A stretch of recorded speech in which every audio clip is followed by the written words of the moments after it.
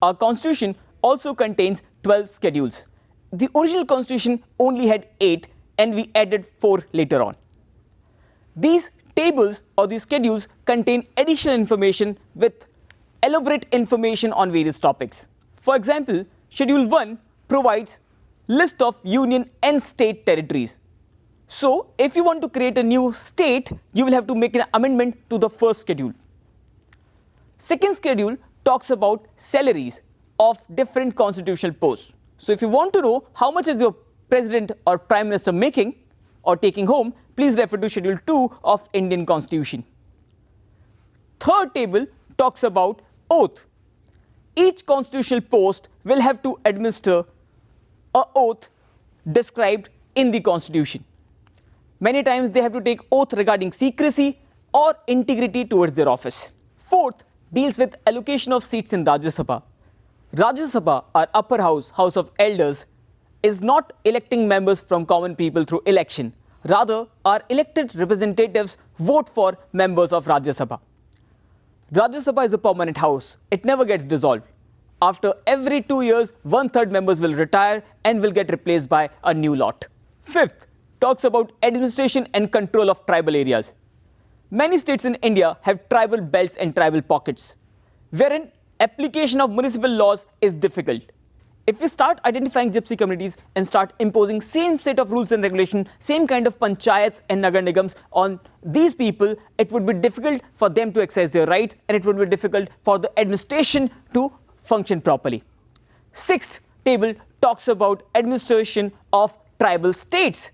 Many northeastern states are full of tribal population and for them we have created different sort of administration. For example, there are 4 districts in Assam which are Bodo populated and hence we do not have panchayats there. Instead of panchayats, we have a concept of Bodoland Hill Council.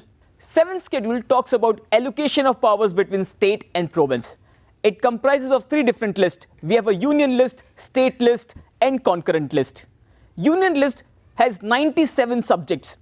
Any topic which falls in the union list is centre's prerogative. Communication, foreign relation, defence are part of union list and hence central government's responsibility. State list comprises of 66 areas or 66 fields on which only state government can function. Policing, excise are part of state government's responsibility. Concurrent list, also called common list, contains 47 items. Anything which falls in common list can be used by both centre as well as provincial governments. Education, for example, you have central board, state board. Sanitation, for example, you have municipal corporation of your city as well as Swachh Bharat Abhiyan from central government. Anything which is not falling in any of these lists is called residuary power. In India, residuary power goes to the union government. We borrowed this feature from Canada, concept of a federal country with strong union. So all residuary powers will go to central government, whereas in USA, residuary powers will go to state governments. Idea of concurrent list was borrowed from Australia. Eighth schedule deals with national languages in India. Government has recognized 22 different languages. If you look at the list, we have Assamese, Hindi, Malayalam, Nepali, Sanskrit, Sindhi, Urdu, Bodo, Maithili, Dogri and many such languages. But can you find English in this list? No, you can't. So English is not part of our recognized languages. Then why are we putting so much importance on this language? Friends, English as well as Hindi are central government's official languages. That means all official communication of central government is made either in English or Hindi or both. Similarly, provincial governments can also come up with their own official language. In state of Gujarat, we have Gujarati. For Maharashtra, there is Marathi. For Punjab, we have Punjabi and many other languages. And hence, all these languages are important. But as per the constitution, Hindi in Devanagari script is the national language of India, official language of India. So if you get a question and there are 4 options, go for Hindi with Devanagari script. Otherwise, all other languages also have equal importance. We also have a concept of cultural or traditional languages. Languages such as Sanskrit, Tamil and Telugu have been recognized as cultural languages in India. Ninth schedule. Original constitution had only 8 schedules. The ninth schedule was added to the constitution by the very first amendment in the 1951. We added this table as a tool which could save legislation from judiciary's judicial review. Any rule or regulation which has been put in the table of ninth schedule cannot be judicially scrutinized.